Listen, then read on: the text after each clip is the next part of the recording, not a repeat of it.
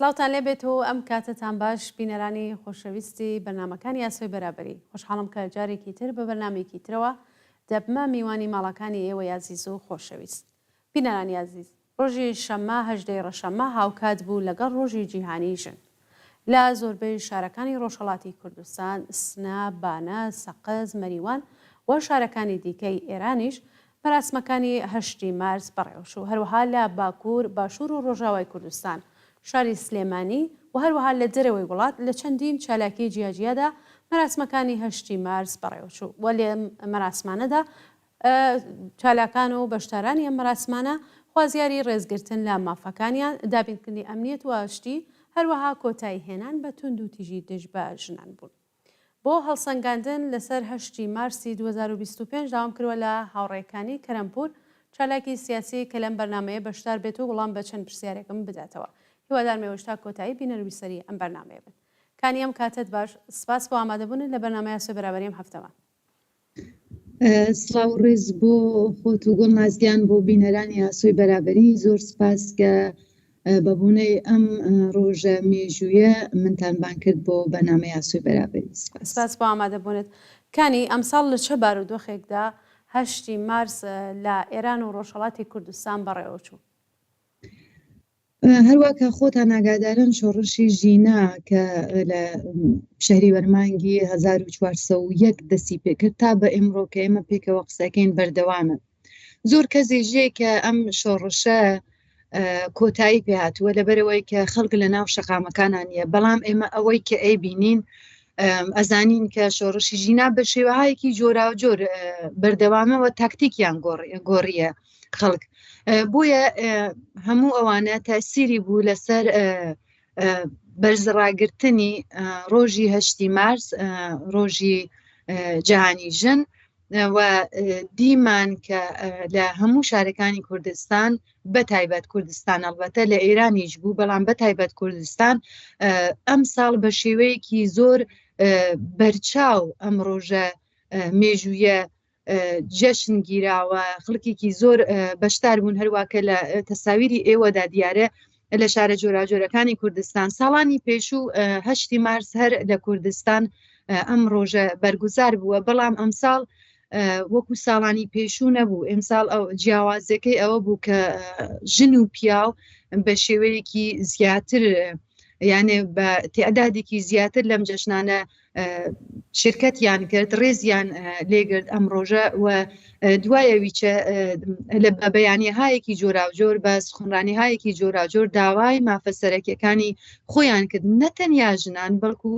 هەموو تاکێک لە کۆمەلگادا کە ئەگەر دواتر لە بەرنامەکە مەجال بوو بەحسی بەیانیەکان و قسەکانیان نەکەین. وە شتێتر کە ئێمساڵ زۆر بۆ من گرنگ بوو ئەوە بوو کە چالاکانی مافی ژنان و ژنانێکە حتا ژنان و پیاوانێک کە خوازیاری ئازادی و بەرابەرین سەردانی دایکانی ئاشتیان کرد، سەردانی دایکانی دادخوازیان کرد و بە چەپکە گوڵ و شاخە گۆڵ ڕێزیان لەو دایکانە گرت. ئەمە زۆر زۆر ئەتوانم بێژم هەڵمەتێک بوو کە نوێ بوو نسبەت بە ساڵانی پێشەوە. دروستە کە لە هەموو ساڵێکە چالاکانی ئیسەبێژم کرێکاری، چالاکانی ژنان لە هەموو بوارەکاندا ڕێزیان گرتووە لە بنەماڵەیەکیان بەخت کردو، بەڵام ئەمساڵ بە ڕنگ و بۆیەکی تری بوو و یا اینکە گوڵیان خستە سەر مەزاری ئەو ئازیزانە کە لە شۆڕشی ژیناگیانیان لەدەستاوە. هەموو ئەوانە نیشانەدا کە ڕنگبووی مەراسماتی هەشتی مارس لە ئەمساڵدا زۆر جیاواز بوو، یعنی بە هەستێکی ئەتوانم بێژم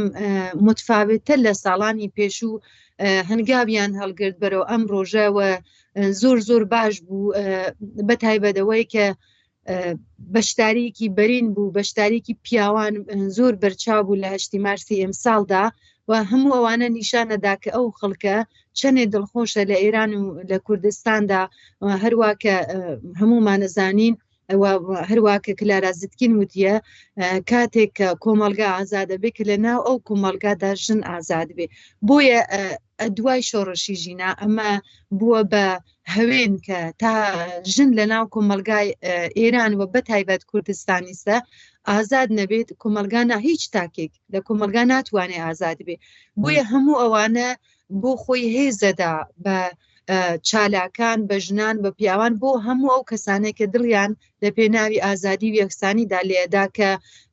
زیاتر قدەمهایەک یا هەنگاوهایەکی باشتر و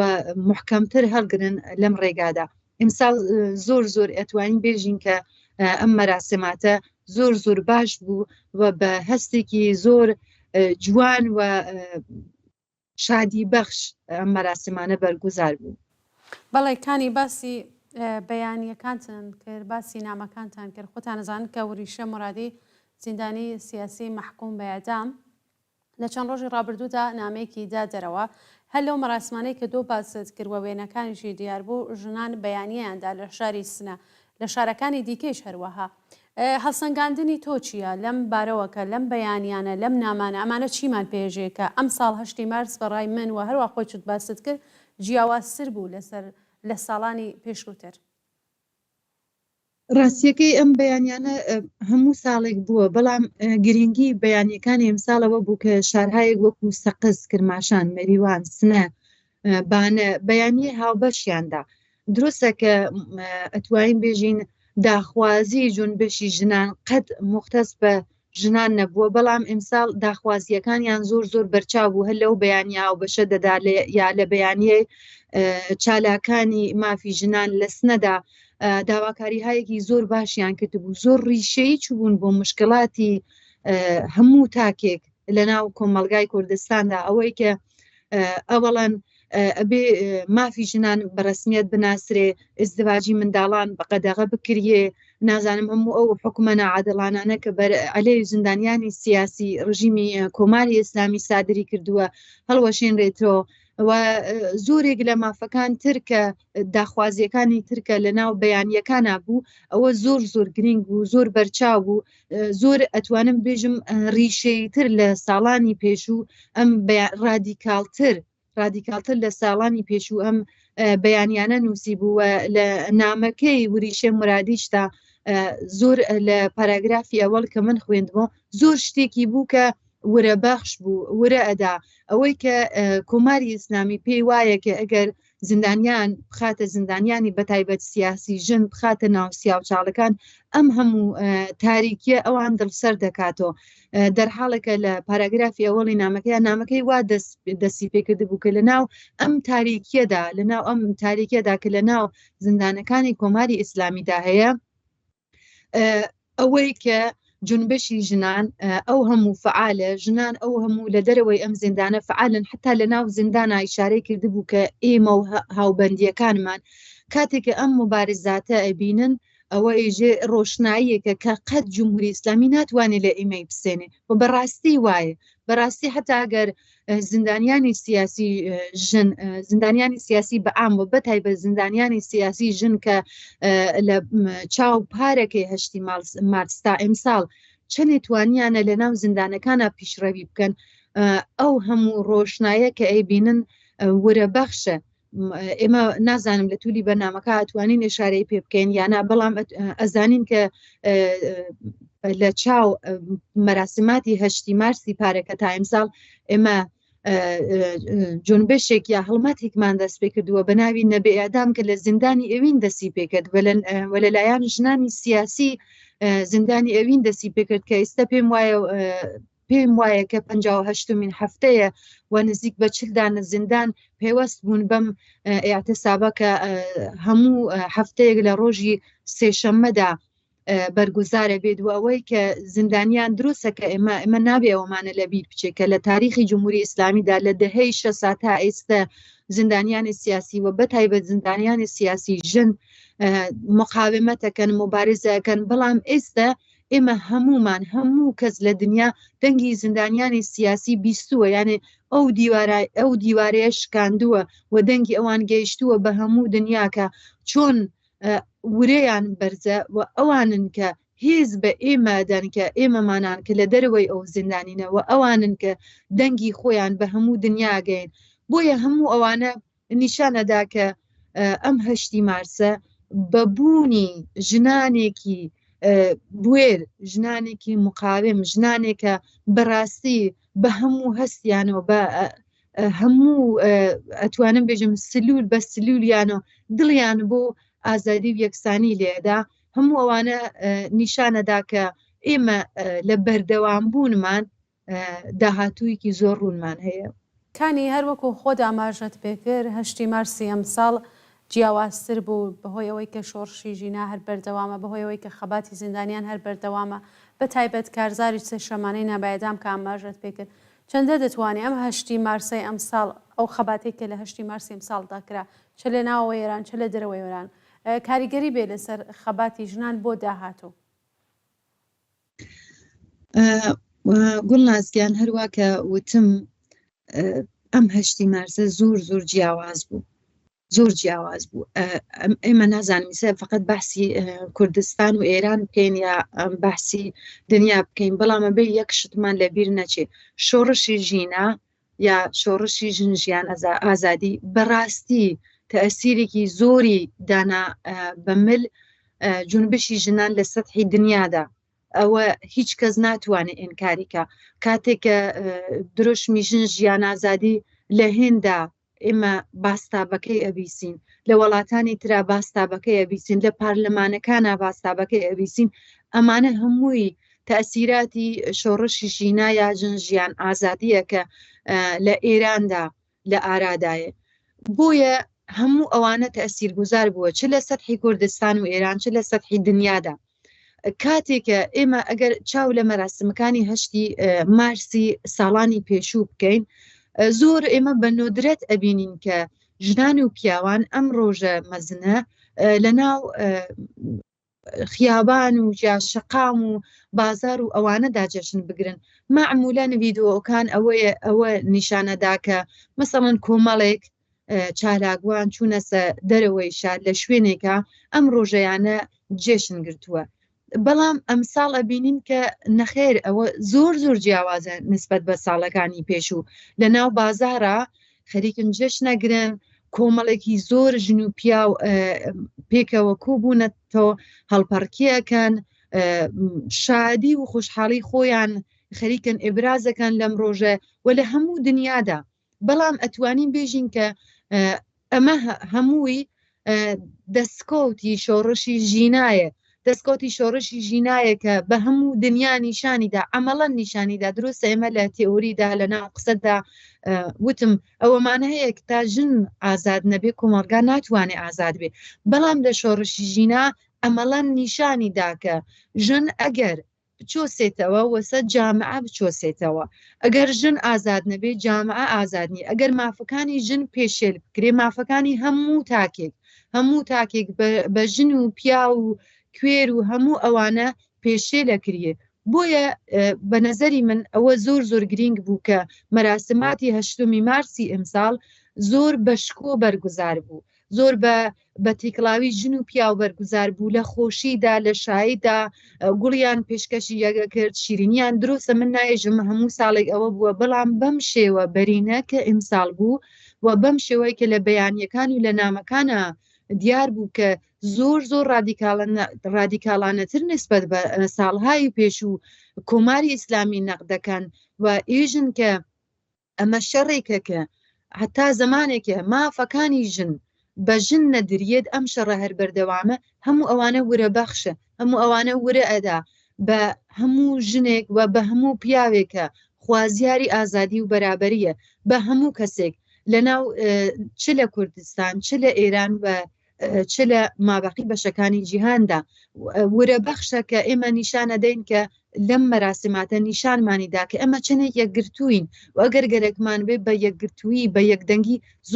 زۆر ئاسانە توانین دروستە بلەخەرە بێ شەڕ بکەین چۆن سیستمێک زاڵە و حکوومەتێک لە ئێران زاڵە کە ساڵهای ساڵ بە شێوەهایەکی مختلف سەرکوبی کردووە ژنانی لە مافە سەرەکیەکانی خۆیان مەحروم کردووە بەڵام ئێمە ئەتوانین ئێمە زۆرین زۆرین و بە یەکدەنگی ئەتوانین کە مافەکانی خۆمان بەدەستبێنین، سیستم بگۆڕین، حکوومەت و دەوڵەت بگۆڕین و هەموو ئەوانە داهاتوویەکی دووبارە ڕوونمان پێنیشانەدا. بەڵێ سپاسکانی لە جەرەوەی وڵات ڕێوڕسمەکانی 8 مارس وەکو لە ڤیددیۆکانە هاوڕیانم نیشانیاندا زۆر بەرچاو بوو بەشداری خەڵک لە زۆربەی وڵاتان بەشداری ئەم ڕێوڕسمانە بوون. تۆ خۆی ڤیددیۆیەکە ئامادە کردو وەکو ڕێپۆرتاژێ بۆ تەلەڤیزیۆن کە لە فەرانسە بوو. لە ئەو ڕێپۆرتاژەی کە ئامادەت کردو ئاماژەت بە چەند شت کردو کە لەوێ داواکاریەکانەوە بوو. ئەو داواکاریانە چی بوو لە 8 مارسا کە باسی شت کرد؟ ڕاستیەکە ئەگەر لە بۆ ئەدی جەهانیدا چاو لەم مەراسماتە بکەین ئەبێ بێژم کە شەڕی فلستین و کوشتاری خەڵکی غەزە بە تایبەت و ئەو هەموو تەحریمە و گەمارۆدانی خاکی غەزە و خەڵکی غەزە ئەتوانە بێژم بەرخەلافی میدیاکانی سیستم کە نیشانی ئەدا و میدیا ئەبزارێکە بەدەستی سیستمی سەرمایهداری و معمولەن ئەو شتانە نیشانەدا ئەو شتانە بەحسەکە کە بە نەفعی خۆیە بەرخەلافی ئەوەی کە لە میدیاکانی ئەوان نیشانەدان زۆر خەڵک ناڕەحەتن و ناڕازین لە ئەو شەڕە کە بە هەزاران کەس کوژراوە و هەروواکە من لە ڕێپۆرتاژەکە ئیشارەم پێکرد لە غەزەدا بە هەزاران کەس گیانی لە دەستداوە کە 70% ژن و منداڵن و ئەمە ناڕزایەتیەکی بە فراوانی بە دوای خۆیان هێناوە و یەکێک لە هەموو وڵاتەکانەوە حتا لە فەرانسەدا یەکێک لە شعارەکانیان ئەوە بوو کە شەڕ ئەبێ بوەستێت شەڕ ئەبێ تەواو بێت بۆ ئەوەی کە خەڵکی غەزەیان بینی کە لە چ شەرایەتێکی ئابووری بێداشتی لە چ شەرایەتێکی وەحشەتناک تا خەریکن زیندگیەکەن و ئێستا ترامپ هاتووە و گەرەکە خاکەکەیکی مۆسادرە بکە بۆیە ناڕزایەتێکی بە فراوان بوو لەو بوارەدا بۆ شەڕی غەزە و هاوکاتیچ شەڕی ئوکراین و هەموو شەڕێکە زلهێزەکان بە خاتری مەنافعی خۆیان ڕێەخەن دوایەوە ئەوەی کە مەسەڵەن ئێژن ئامریکا و یا ئوروپا مەهدی دموکراسیە مەهدی ئازادیە مەهدی بەرابەری ئەسڵەن وانە ئێمە خۆمان نەزانین هەمومان نەزانین کە لە هیچ شوێنێکی دنیادا دەستمۆزدێکی بەرابەر یا حەقدەستێکی بەرابەر لەگەڵ پیاوێکە کە تۆ هاوزەمان هاوکات یەک کارەکەی لەگەڵ پیاوێکە هەر ئەو کارێکەکەی بەڵام تۆ چۆن ژنی حەقدەستەکەت یا دەستمۆزدەکەت کەمترە و لە هیچ شوێنێکی دنیادا لە دنیای ئەمڕۆدا کە ئەو هەموو لە بۆقڕناکەن کە وڵاتانێک بەتایبەت وەکو فەرانسا وەکو بلژیک کە وەکو ئاڵمان کە ئێمە مافی ژنان ڕعایەتەکەین حتا لە وڵاتانێکە حەقدەستی بەرابەر نییە بۆیە حەقدەستی بەرابەر یەکێک لە شعارەکانیان بوو ئەوەی کە لە سیاسەتە ئەگەر چاو لێ بکەین ئێمە مەسانێژین ئازادی ژن لە هەموو بوارێکە سیاسی ئیجتماعی و اقتصادی بەڵام چاو لە پارلەمانەکانی هەر وڵاتێک بکەی یەک سێبوومیشیان ژن نین و ئەمە نیشانەدا کە ئەو بایەخەکە ژن ئەبێ بیبێ بۆ هەموو منی سەنایژم ژن و پیا و زۆر فەرقیانەیە بەڵام ژن توانایی هایەکی بخصوصی هەیە گەرەکم نییە لەگەڵ پیاوە مقایسەی بکەم و بێژم ژن باشترە ژن زۆر بەرزترە لە پیا بەڵام ژن توانایی هایەکی هەیە زۆر باشترە حتا ئەگە لە بواری بەرابەریشدا چاوی لێ بکەین لە سیاسەتیشدا ژنان وەکو پیاوانن یانێ پارلەمانی هەر وڵاتێک چاو لێ بکەی یەک سوەمیشی ژن نین و چه بەسا یەک سوەمیش کەمتر لە پارلەمانەکانە کولەن بەعام لە سیاسەتدا ژنان بەشدار بن بۆیە ئەوە ئەویچە یەکێک لە شعارەکانیان بوو و یەکشت ترکە زۆر بەرچاو بوو ئەوەی کە لە دەرەوە بوو ئەوە بوو کە ژن لە هەم مەسەڵەن بۆ لە ئامریکادا دوای 50 ساڵ کە حەقی سەختەجەنین بە ژنان درابوو دوای 50 ساڵ ئەو حەقیانە لێ سندەوە سیستمی سەرمایهداری کاتێکە هەموو تەحلیلگەرەکانێژن بۆحرانێک هات لە ئەواخری 2007 و ئاوایلی 2008 و سیستمی سەرمایهداری هێشتا لەو بۆحرانەدا هێشتا هەر ماوە توانیە موقت خۆی تێپەڕکە لەم بحرانەدا بەڵام هێشتا لەو بحرانەدا ماوە هەروە کە ئازانین تەوەڕۆم دروستە نسبەت بە ئێران زۆر کەمترە 1% 2% تەوەڕۆمە چێتە بەرۆ حتا لە وڵاتێک وەکو فەرانسە بێکاری زۆر بووە خەریکن ئەو حەقانە کە بە پەنابەران ئەیاندا وردە دەیان ئەستێننەوە لە وڵاتێک وەکو ئەمریکا دوای 50 ساڵ حەقی سیختی جنینیاندا ژنان سندۆ پارەکە دروستە دەستکەوتایەکی زۆری بووە لە وڵاتێک وەکو یونان لە وڵاتێک وەکو مێکزیک حەقی ئێزدەواج بەیە بە ڕەسمیەت ناسینی هەمجنسگرایان یا خۆمان پێژین کوێرەکان LGBTQ هەموو ئەوانیانە بە ڕسمیەت ناسی بەڵام لە وڵاتێک وەکو ئەمریکا کە ئەبەر قودرەتە کە خۆی بە قودرەتی بەرتەری دنیا ئازانێ ترامپ هات لە ئەوڵی مصاحبەکە یاوتی تەنیا دوو جنس لە ناو ئەمریکادا بە ڕسمیەت ئەناسرێ ژن وە پیاو و بە علاوەیەوەی کە پارێکێک ئەو حەقی سقتی جەنینیە لە ژنان سن هەموو ئەوانە داخوازیهایەکی بەرهەقی ژنان بوون ئەلبەتە لە دەرەوەی ئێران بە کوردستان بەڵام لە ئێراندا ئێمە خۆمانەزانین ژن واقعاً مافە سەرەکیەکانی خۆیشی نییە ئێستا ئێمەگە بەحسی حجاب بکەین لە زۆر شوێنە پێمانی ژن کە ئێوە گەرەکتانە لە چەک لەسەر لابن دەرحاڵێکە ئەسڵان وانە من پێشووتریش بتومە کاتێکە ئەوان بتوانن سەری ئێمە کۆنتترۆلکەن و لە چەک خەنە سەرمان وەسە فکری ئێمە کۆنتترۆلکەن و واقعاً کۆماری ئیسلامی و حتا خودی سیستمی سەرمایهداری کە حریفی مبارزاتی ژنان و پیاوانی ئازادی خواز و بەرابری تەڵەب نابێ ئەوە یەگەرەکە بەڵام ناتوانانی بەڵام کۆماری ئیسلامی زۆر بە ئاسانی توانی کاتێکە لە 57 هاتە سەرکار هەمومانەزانین حجابی ئیجباری تحمیل کرد بە ژنان و حتا بە پیاوانیش تا پیاوانیش ناتوانێت بە پوششیکی اختیاری بڕۆنە دەرەوە بۆیە ئێمە لە ئێران و بەتایبەت لە کوردستان کە ئێمە وەکو ژنێکی هەموو بەشەکانی ئێران وەکو ژنێک وەکو هەموو ژنێک لە دنیا ئێمە ئستثمارە بین بەڵام لە شوێنێترا ئێمە دووقات ئستثمارە بین بە عنوانی ژنی کورد بۆیە ئێمە ستەمێکی بە قۆڵی معروف مۆزاعافمان لێچێت و هەموو ئەم ستەمانە بە ئێمە ئێژی کە ئێمە لە سەرەکی ترین مافەکانی خۆمان مەحرومین حتا لە پوششێکی اختیاریدا لە حەقی حێزانەتدا لە حەقی مسافرەت لە حەقی تڵاق لە حەقی وراست لە هەموو شتێکە باتەوەجو بەوەی کە قەوانینی جمهوری ئیسلامی لە ئاینی وشک و دواکۆت و قڕون وستایی جمهوری ئیسلامی دواکۆتوی قورئان گیراوە و مەزهەبیج کە یەکێک لە پڕقودرەتترین ئەبزارەکانی سیستمی سەرمایهداری و بەتایبەت کۆماری ئیسلامیە هەموو ئەوانە ئێمە ئستثمارەکە و ڕۆژانەیەک باستۆلیدی ئەکاتەوە بۆیە هەموو ئەوانە نیشانەدا بە ئێمە کە ئێمە ئەم هەشتی ماسە داخوازیەکانی خۆمان زۆر ڕادیکالتر وتووە و ئەم هەشتی مارسیچە زۆر دڵخۆشکەر بوو بۆ هەموو ئەو ژنانە و بۆ هەموو ئەو پیاوانە ئەلبەتە با ئەوە بێژم کە ژنان تا زمانێکە خۆیان ئاگاه نەبنەوە بە حقوقی خۆیان و بە خوشحاڵیەوە ئێستا بەبوونی میدیاهایەکی جۆراجور و ئینتەرنێت و نازانم قسەکردن و هەموو ئەوانە ژنان تا سەتحێکی زۆر باش ئاگاه بوونەوە بەتایبەت شۆڕشی ژینا بەڵام نابێت لە بیریچمان بچێکە لە لایەکی ترۆ پیاوەکانی ئێمە خۆمانەزانین لە مانگی ڕابردوودا نزیکی هەفتێ تا 10 ڕۆژ هەموو ڕۆژێک ژنێک لە ئێراندا بە قەتڵ یعنی بەدەستی پیاوە نزیکەکانی بنەماڵەی بە بەهانەی ناموس ئەکۆژرا بۆیە من ئێژم کە ئەم هەشتی مارسە نیشانی داوەکە ئەم قەتڵە ناموسیانە ئەو جملەمە تەواوکەم نیشانی داوەکە چەری شۆڕشی ژینا تەسیری بووە بەڵام لە هەمان حاڵدا ئەوەندە فشارەکان لەم لەولا زۆرە کە پیاوەکانی ئێمە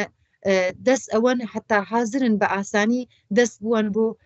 کوشتنی ئێمە کوشتنی ژنەکانی دۆروبەریان و ئەم هەشتی مارسە نیشانی دا هەروەکە لە قسەکانی پێشوم داوتم نیشانی دا کە ئێمە زۆر باش ئەتوانین زۆر ئاسان ئەتوانین بە شەرتێکە یەک خۆمان ئاگاه بینەوە دوو یەکگرتو بین و تا بتوانین ئەو مافانەی خۆمان بەدەست بێنین و جیاوازیەکانی ئەم هەشتی مارسیچە کە هەروتم نسبەت بە هەشتی مارسەکانی پێشوو هەر ئەوە بوو. ئەلبەت ئیشارەکەم خەجاڵەتم ئیشارەکەم بە هەشتی مارسی سلێمانی کە تەشکیلاتی خۆشمان لە هەشتی مارسی ئەمساڵدا کە لە سلێمانی بەڕێوەچوو بەشداری کردووە. من هەموو ساڵێک لە سلێمانی تا ئەو شوێنە توانیمە بەشداریم کردووە، بەڵام ئەمساڵ کاتێککە ڤیددیۆکانم دی زۆر سرم سوورما ئەسڵان لە وڵاتێک وەکو سلێمانی دروستە مەسەن ئازادی پوشش هەیە، بەڵام مەزهب زاڵە بەسەر ئەو مەزهب و سنەت زاڵە کۆمەلگای وەکو کۆمەلگای سلێمانی، بەڵام کاتێکە ڤیددیۆکانم بینی، کاتێکە قسەی سخۆنرانەکانم بیست، کاتێکە بەیانەکان بیست، کاتێکە خەڵاتی ئەو ساڵم بینی کە دایان بە ئەو ژنە زۆر ڕادیکاڵانەتر بوو نسبەت بە ساڵانی پێشووە، پیاوانێکی زیاتر وە خەڵکێکی زۆر زیاتر بەشداریان کردبوو لە هەشتی مارسوە و شتێکە زۆر بۆ من گرنگ بوو ئەوە بوو کە زۆر بە ئاشکرا نەقدیانگر لە حکوومەتی هەرێمەوە وتیان کە قەت دروستە لە وڵاتانێک ئەمساڵی ئیستە هەرێمی کوردستان وە خۆشبانەزانین لە ئێران ئاماری قەتڵهای ناموسی ئامارە واقعیەکەی قەت دەرناکەوێەوە قەت ڕژیم ئیجازە نادا کە ئەو ئامارانە دەرکەوێ. لە سلێمانی داوتیان کە حکوومەتی هەرێم ئێجازە نادا کە ئەو ئامارانە بڵاو بێتەوە، قەت ئێمە نازانین لە هەرێمی کوردستاندا چەندها ژن ئەکوژرێ بە شێوەهایەکی جۆراجوروە بە بەهانەهای مختلف. من ئەوە ئێحساسەکەم هەشتی مارسی سلێمانی جیاوازتر بوو لە هەشتی مارسی هەموو وڵاتەکان و ئێران و کوردستانیش، بۆ ئەوەی کە زۆر ڕاشکاوانەتر بۆ زۆر توانیە بە لێرە پرەنسێ باسکەم پێت وانە کاریگەری شۆڕشی ژینا بووە لەسەر ناوچەکە کە ئاوا ژنانیش لە هەرێمی کوردستان ئاوا ڕاشکاوانە قسەیان کردووە، لەبێ باسیەوەیان کردوتیان دەسەڵات بەرپرسیارە لەوەی کە توندوتیژی بەرامبەر بە ژنان دەکرێت، بەرپرسیارە لەوەی کە ژنان دەکوژرێ، دەبێ هاوسەرگیری منداڵان قەدەغە بکرێ. ئەمە شعارەکانیان بوو کە لەو هەشتی مارسا بەڕێوەچوو. بە دڵنیایەوە کاتێککە مارکس ئێژێ کرێکارانی هەر وڵاتێک ئەبێ بەرئەلەی حکوومەتەکەی خۆیان هەڵسن و دوایی ئەم ئینقلابە سرایەت کا بە مابەقی شوێنەکانی تر. دقیقاً منزوری ئەوەیە کاتێککە تۆ لە وڵاتی هاوساکەتدا ژنان بەو شێوە بۆ هەموو بریندارە، بەو هەموو زیندانە، بەو هەموو کوژراوە دێنە دەرەوە بۆ مافیژن، بە دڵنیایەوە تەسیرگوزارە نەتەنیا بەمل هەموو دنیا بەڵکو لەگەڵ هاوساکەتا کە لە پاڵدەستە. و من پێم وایە ئەو شۆڕشە شۆڕشی ژینایاژن ژیان ئازادی زۆر تاثیرگوزار بووە بە وڵاتی هاوساکانمان لە ئەفغانستان لە بەتایبەت لە هەرێمی کوردستان کە ئێمە هاومەرزین و زۆر ارتباتێکی نزیکمان هەیە و ئەوە زۆر خۆشحاڵم کە لە قسەکانی پێشوش داودم شۆڕشی ژینا لە ئێران و کوردستان تاثیرگوزار بووە بە مل هەموو دنیا و چه باشتر و چه واقع بینانەتر کە ئێمە بزانین کە ئەم تەسیرە من ئەوڵ دەفعە بە من هاوساکانماندا بووە و بەڕاستی من زۆر خۆشحاڵ بووم لەو لە هەشتی مارسی شاری سلێمانی کاتێکە ڤیددیۆکانم بینی بە بەشداری خەڵکێکی زۆر و کاتێکە سوخەنرانەکان یا بەڕێوبەرانی ئەو ڕێپێوانە ئەو مەراسمە بینی زۆر دڵخۆش بووم لە وڵاتێک وەکو هەرێمی کوردستان کە قەبرستانێکیان هەیە بە ناوی قەبرستانی سەیوان کە ژنانێکە بە هۆی ناموس ئەکوژرێن بێ ناو و نیشان. قەبرستانێکی زۆر بەرینە ئەو کەسانە کە چوبن ئەزانن ئەسەن سام ئەدگرێت کە کاتێکیتە ناو ئەم قەبرستانە تا چاو کارەکە قەبرە بێناو و نیشان. هین ئەو ژنانەکە کاتێکە بە خاتری ناموس کوژراون بێناو و نیشانن، حتا حەزنی ناویان لەسەر کێلەکەیان نابنووسن، ناویان لەسەر سەنگی قەبرەکەیان نابنووسن. و ئێستا لە هەشتی مارسدا ئەو داواکاریانە هەیە زۆر ئەوە ئینسان دڵخۆشەکە کە ژنان و لە پاڵیشیانە پیاوانی ئازادی خواز و یەکسانی خواز چنێ توانیانە بێنە بەرەوە و چنێ ئێمە نزیکین بە ئامانجەکانمان. زۆر سپاس بۆ ئامادەبوونێت. بەرنامەکە من کۆتایی پێهات پرسیارم زۆرە، بەڵام چون تۆ کارت هەیە و کاتی بەرنامەکەیشمان کەمە، خۆتە زانین نزیکە بینەوە بە نەورۆز هەرچەند نەورۆز 2 هەفتە پێشیش بڕێ لە شارەکانی کوردستان بەڕێوە چوو لەوێ ژنانێکی زۆر بەشدارن یانێ ژن و پیا و تێکەڵن وە کۆماری ئیسلامی هەوڵ دەدات بەر بە نەورۆزی ئەمساڵ بگرێ پێم خۆشە خۆت ڕاو بۆ چوونە لەسەر نەورۆزی ئەمساڵ باسکەی من پێم وایە بەتایبە دوای شۆڕشی ژینە ئەلبەت ئێمە نۆروزمان هەر بووە لە کوردستاندا بەڵام دوای شۆڕشی ژینە و ئەوەی کە لە شۆڕشی ژینە ئێمە هەمومان بینیمان درستە ئێمە لە ئێرانانە بووین بەڵام خۆ ئەو کەسانێکە لە ئێرانان و ئەو کەسانێکە لە دەرەوەی ئێرانن ڤیددیۆکانە بینن ئێمە بینیمان کە چۆن ژنان ئەچوان بەر بە سەرکوتیان نەگرت کاتێکە لە شقامەکانە گەرەکیان بوو جوانێک هەر کەسێک کە دەستی داوە بە ئێتراز ژنان ئەچوان نەیان هێشت ژنان لە هەموو ڤیددیۆکانە بەعام لە سەفی ئەوەڵدا بوون ئەتوانم بژم زۆر بوێرانە ئاژی کاتێکە ئەگەیت بە ئێرەتە ئەتر ئێژی خۆ من هیچ شتێکم بۆ لە دەستان نییە با بڕۆمە پێشەوە با بڕۆمە سەفی ئەوەڵ ئێستا ژنانی ئێران و کوردستان وایانە پێهاتوو ئێمە هیچێکمان بۆ لە دەستان نییە لە گوشەیەکا بە بەهانەی ناموس ئەکوژرین لە گوشەیەکا بەهۆی ئەوەی کە ژنین ئەرە قەرژێنین کارەکەین دەستمزدێکی کەممان پێدەن لە گوشەیەکە لە ئەمە حەلی کارمانە وەکو جنسێکی ژن بە جنسی چاومان لەکەن هەموو زڵمێکمان لەیەچێ بۆیە ئەتر ژنانی ئێران و کوردستان گەیشتن بەو شوێنەکەمە هیچ شتێکمان بۆ لە دەستان نییە بۆ نەچینە پێشەوە ئەو شۆڕشە تەئسیرێکی زۆری بوو بە مل جەشنهای نۆرۆز و ئێمە ئەزانین کە لە چەند ساڵی ڕابردوو ئەلبەت تەئسیری ئەتوانین بێژین ئەوەی کە تەئسیرێکی زۆریی بوو بە مل دیدگای پیاوان نسبەت بە ژن وەقەت ئەن دیدگای پیاوان نسبەت بە ژن گۆڕیە گۆڕیاوە کە ئێمە زانین کە ئیسە برا بۆک پیاوانی دەوروبەری بنەماڵەدا چۆن چاو لە ژنەکەن و ئەزانن بەو نەتیجە بەو قەنەعاتە گەیشتون کە ناتوانن لەمە زیاتر ژنان مەحدودکەنەوە ژنان سەرکوت بکەن بۆیە ئێمە ئەزانین کە بەتایبە دوای شۆڕشی ژینە ژنان زۆر زیاتر لەو جەشنانەدا شرکەتەکەن بە لێباسایەکی ڕەنگە و ڕنگ بەوەی کە ڕووسەریەکان لابن خوشحاڵی خۆیان بە هەموو شێوەیەک ئێژن ئەچن هەڵپەرکەیەکەن چپڵە لێدەن مشارکەتەکەن بە هەر شێوەیەکی گەرەکیان بێ بۆیە من پێم وایە نۆروزی ئەمساڵ کە لە یەک و دوو شوێنێکی چابەڕێکی وە ئێمە بینیمان کە بەڕاستی ژنان نسبەت بە ساڵانی پێشوو زۆر زیاتر بەشدار بوون و من پێم وایە ئەم نۆرۆزیچە یعنی دقیقاً ڕۆژی نۆرۆز ژنانێکی زۆر زیاتر بەشدارە بن بۆشی بۆ ئەوەی کە ترسیان نەماوە ترسیان ڕژاوە ئەزانن کە ئەمە حەقی خۆیانە چۆن پیاوەکان لە ناوە هەموو مەراسماتێکا شرکەتەکەن و بەتایبەت مەراسمی نۆرۆز کە ساڵ تازە بێتەوە هەموو شوێنێک تازەیە هەموو شتێک نەویدی ئەوەدا کە ئێمە ئەتوانین ژیانێکی نوێ دەست پێ بکەینەوە هەموو شتێکمان لەسەرەوە دەست پێ بکەینەوە من پێم وایە ئەم نۆرۆزە زۆر بەشکۆتر لە نۆرۆزەکانی پێشوو بەرگوزارە بێ و زۆر ژنانێکی زیاتر بەخۆشیەوە بە دڵێکی خۆش لە ناو مەراسماتە بەشدارە بن و هەر لێرەی هیوادارم کە ساڵێک بێت پڕ لە دەستکەوت بۆ ژنان و پیاوانی ئازادی خوازەوە بەتایبەت بۆ ژنان ساڵێک بێ کە هەر لە سەرەتای ساڵەکەەوە ئێمە هەموو شتێک نەویدی ئەوە باکە ئەم ساڵێکی جیاوازە نسبەت بە هەموو ساڵەکانی تردا و بتوانین من قەت ئینقلاب ناتوانی بێژی ئینقلاب ڕوو ئەدایانە لە ساڵی پێشوو بەڵام وا دیارەکە زەمینەکانی فراهەمە بەستگی بە شتایەکی مختلفی هەیە بەڵام هیوادارم ساڵێتر نۆروز و مەراسماتی نۆروز و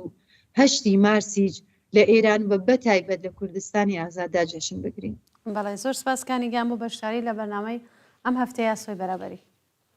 نازگیان سپاس بۆ تۆ کە ئەم مەجاکتە بە مندا و سپاس بۆ بینەرانی خۆشەویستی ئاسۆی بەرابەری کە تایستە لەگەڵمان بوون. زۆر سپاس. جارێکی تر سپاس بۆ هاوڕێکانی کەرەمپور چالاکی سیاسی کە لە بەرنامەی ئاسۆی بەرابەری ئەم هەفتەمان